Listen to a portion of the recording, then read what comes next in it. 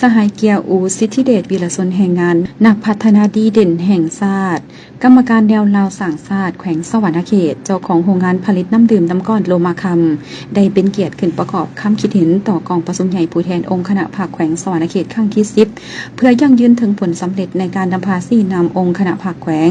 สมัยที่9ก็คือกระบวนการแข่งขันหักศาสตร์และพัฒนาในระยะปี 2021 ถึง 2025 ที่ผ่านมาในหัวข้อการประกอบส่วนทุนฮอนส่วนตัวเข้าใส่การพัฒนาพื้นฐานโครงสร้างแก้ไขความทุกข์ยากของประชาชนอยู่เขตชนบทห่างไกลซอกหลีกและทุรกันดารซึ่งมีบางตอนสหายได้กล่าวให้ฮู้ว่า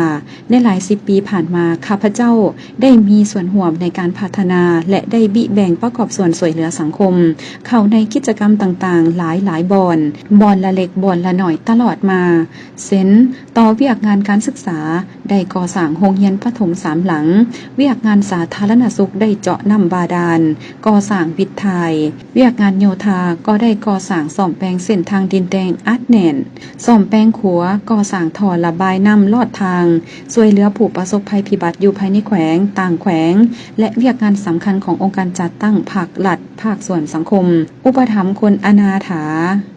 บูรณะปฏิสังขรณ์วัดว่าอาหามอยู่หลายบ่อนและอื่นๆระยะปี 2016 ถึง 2018 ได้เข้าร่วมโครงการแก้ไขความทุกข์ยากให้ประชาชนอยู่เมืองจำพรปี 2020 ได้ร่วมกับฐานสายสมรกวนเมืองจันทร์ก่อตั้งโครงการร่วมใจสายใหญ่โลมาคำเข้าร่วมนำองค์การจัดตั้งให้การช่วยเหลือประชาชนอยู่เมืองนองอิงใส่ผลงานหลาย10ปีที่ผ่านมานั้นข้าพเจ้าจึงได้รับการย่องยอสรรเสริญหลายประเภทจากองค์การจัดตั้งภาครัฐหลายๆขึ้นโดยเฉพาะปี 2015 ได้รับการประดับเหรียญนามยศนักพัฒนาดีเด่นแห่งชาติและปี 2022 ได้รับการประดับเหรียญนามยศวีรชนแห่งงานแห่งชาติลาวในนามโรงงานก็ยังได้รับโล่รางวัลดีเด่นจากภายในและภาคพื้นจำนวน10โล่รางวัลได้ถูกคัดเลือกเป็นโรงงานตัวแบบของแขวง2สมัยในครั้งที่8และครั้งที่9เฉพาะระยะปี 2021 ถึง 2025 ที่ผ่านมาเพื่อยั่งยืนถึงผลสำเร็จในการนำพาซี่นำองค์คณะภาคแขวงสวรรณเขตสมัยที่9ในการพัฒนาเศรษฐกิจสังคมก็คือแก้ไขความทุกข์ยากในนั้นข้าพเจ้าแม่นหนึ่งในจำนวน27ฐานที่ได้ขึ้นจับมือจัดตั้งปฏิบัติข้อแข่งขันหักศาสตร์และพัฒนาลบล้างความทุกข์ยากด้วยความบริสุทธิ์ใจซึ่งการประกอบส่วนผ่านมาส่วนหลายแม่นเฮ็ดตามการเสนอการขอห้องจากท้องถิ่นและการเห็นดีมอบหมายจากองค์การปกครองที่เกี่ยวข้องเป็นต้นระยะปี 2021 ถึง 2025 กิจกรรมประกอบส่วนเขาในการพัฒนาและแก้ไขความทุกข์ยากมีดังนี้ปี 2024 ถึง 2025 ช่วยเหลือประชาชนให้กับเก้าบ้านอยู่เมืองเซโปนคือซ่อมแปลงเส้นทางหลวงของเมืองก่อสร้างซ่อมแปลงทางหอมตัดตาผาผังบ้าน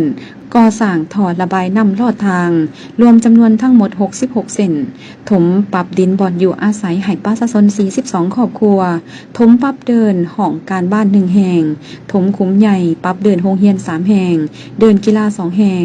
บุกเบิกและปรับเดินสถานที่ลบหลีกภัยน้ำท่วมสั่วคราว1แห่งปรับเดินวัด3แห่งบูรณะป่าซ่าหลวง2แห่งจกหนองสะใหญ่ให้ประชาชน8หนองให้8ครอบครัวปรับดินนาให้ประชาชนจำนวน8ให้8ครอบครัวขนส่งหินคบปูนหาทาง390เมตรก้อนรวมเป็นมูลค่าทั้งหมด16ตื้อกว่ากีบในนั่นส่วนของข้าพเจ้าประกอบเป็นมูลค่าทั้งหมด 15.9 ตื้อกว่ากีบส่วนของประชาชนมูลค่า182ล้านกว่ากีบปี 2021 ถึง 2025 ได้ประกอบส่วนสมทบทุนก่อสร้างทางเบตงทางดินแดงซ่อมแปลงขัวเล็กขัวไม้หลายแห่งอยู่หลายเมืองรวมมูลค่า721ล้านกว่ากีบประกอบส่วนช่วยเหลืออยู่นครไกรสอนภูมิวิหารมีคือสมทบเงินก่อสร้างเส้นทางเบตงหลายบ่อนและก็ยังได้ก่อสร้างซ่อมแปลงยกระดับทางดินแดงอัดแน่นก่อสร้างทางตัดใหม่ก่อสร้างท่อระบายน้ำลอดทางให้กับ6บ้านจำนวน19เส้นรวมมูลค่าทั้งหมด 3.8 ตื้อกว่ากีบในนั้นส่วนของข้าพเจ้าประกอบเป็นมูลค่า 3.7 ตื้อกว่ากีบส่วนของประชาชนมูลค่า150 ล้านกว่ากีบปัจจุบันกำลังสวยอนามัยบาทางจกอนามัยห้องระบายน้ำตามเส้นทางต่างๆภายในนครไกรสอนพรหมวิหารตามการสำรวจคิดไล่เบื้องต้นเป็นมูลค่า 2.4 ตื้อกว่ากีบประกอบส่วนเครื่องจักรผลิตน้ำดื่ม RO 1 สุดให้กองพลทหารหาบที่ 4 เซโนเป็นเงินทั้งหมด648 ล้านกว่ากีบประกอบส่วนเงินสดน้ำดื่มวัตถุสิ่งของให้องค์การจัดตั้งสังคมหลายบ่อนโมทนาปัจจัยบูรณะปฏิสังขรณ์วัดว่าอาหารหลายแห่งรวมมูลค่าทั้งหมด 3.8 ตื้อกว่ากีบสหายเกียรติอุสิทธิเดชก็ยังได้กล่าวตื่มอีกว่าในนามโครงการห่วมใจสายใหญ่โลมาคำได้เจาะและซ่อมแปลงน้ำบาดาลให้48บ้านอยู่ใน4เมืองคือเมืองนองเจาะใหม่จำนวน28บ่อให้กับ12บ้านซ่อมแปลงคืน24บ่อให้กับ12บ้านเมืองเซโปนเจาะใหม่34บ่อให้20บ้านเมืองพีนเจาะใหม่5บ่อให้3บ้านและเมืองอุทุมพรเจาะใหม่2บ่อให้1บ้านรวม93บ่อพร้อมนั้นยังได้ให้การช่วยเหลือเป็นเงินวัตถุสิ่งของรวมมูลค่าทั้งหมด 2.9 ตื้อกว่ากีบตกเป็นส่วนของฐานเกียร์อูสิทธิเดชมูลค่า 1.3 ตื้อกว่ากีบส่วนของฐานสายสมรกวนเมืองจันทร์มูลค่า 1.6 ตื้อกว่ากีบซึ่งการประกอบส่วนนี้แต่ปี 2021 ถึง 2025 รวมเป็นมูลค่าทั้งหมด 28.6 ตื้อกว่ากีบสมทบทุนของประชาชนรวมมูลค่าทั้งหมด 332 ล้านกีบต่อการประกอบส่วนทั้งหมดในหลายปีผ่านมานั้นแม้นด้วยความบริสุทธิ์ใจว่า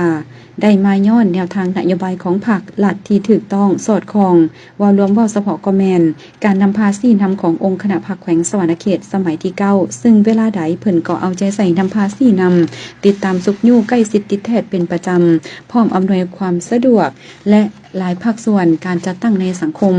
การเข้าร่วมของพ่อแม่ประชาชนพร้อมทั้งพนักงานกรรมกรภายในโรงงานเป็นพื้นฐานกำลังแห่งกำลังใจสนับสนุนให้การประกอบส่วนเข้าในขบวนการแข่งขันหักษาและพัฒนาลึกล้ำความทุกข์ยากแต่ปี 2021 ถึง 2025 ได้รับผลสำเร็จ